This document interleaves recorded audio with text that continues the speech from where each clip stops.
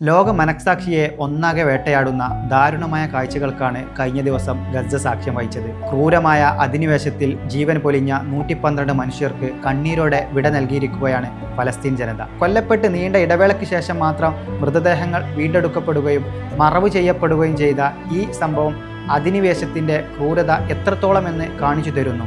കൊല്ലപ്പെട്ടവരിൽ 40 പിഞ്ചു കുഞ്ഞുങ്ങളും 38 സ്ത്രീകളും ശാരീരിക വെല്ലുവിളികൾ നേരിടുന്ന 7 പേരും ഉൾപ്പെടുന്നു.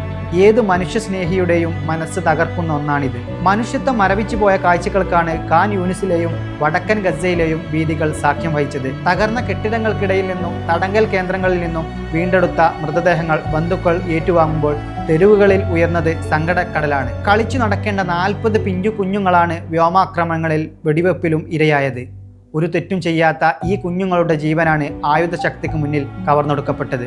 കൊല്ലപ്പെട്ടവരിൽ 38 സ്ത്രീകളും ചലനശേഷി പോലും ഇല്ലാത്ത 7 ഭിന്നശേഷിക്കാരും ഉണ്ടെന്നതാണ് വസ്തുത.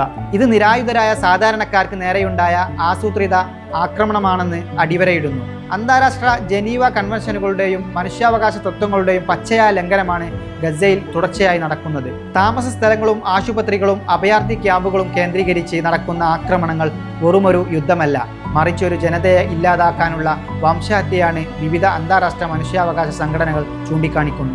ഐക്യരാഷ്ട്രസഭയും വിവിധ ലോകരാഷ്ട്രങ്ങളും നടത്തുന്ന ആഹ്വാനങ്ങളെ പൂർണ്ണമായും അവഗണിച്ചുകൊണ്ടാണ് അധിനിവേശ ശക്തികൾ മുന്നോട്ടു പോകുന്നത്. നീതിക്ക് വേണ്ടിയുള്ള ഫലസ്തീൻ ജനതയുടെ നിലവിളികൾക്ക് മുന്നിൽ അന്താരാഷ്ട്ര സമൂഹം കാഴ്ചക്കാരായി മാറുന്നു എന്ന വിമർശനവും ശക്തമാണ്. കൊല്ലപ്പെട്ടവരുടെ കണക്കുകൾക്കപ്പുറം ഇന്ന് ജീവിച്ചിരിക്കുന്ന ദശലക്ഷക്കണക്കിന് മനുഷ്യരുടെ ജീവിതവും നരകതുല്യമാണ്. ഗസ ഇപ്പോൾ വിവിധ വെല്ലുവിളികളാണ് നേരിടുന്നത്.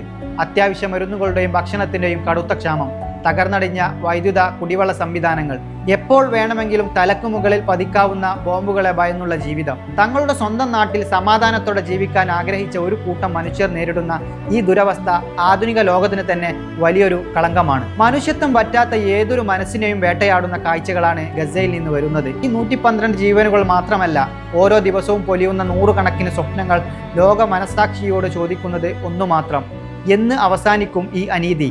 ഈ ചോദ്യത്തിന് മുന്നിൽ ഉത്തരം നൽകേണ്ട ബാധ്യത ലോകത്തിനുമുണ്ട്.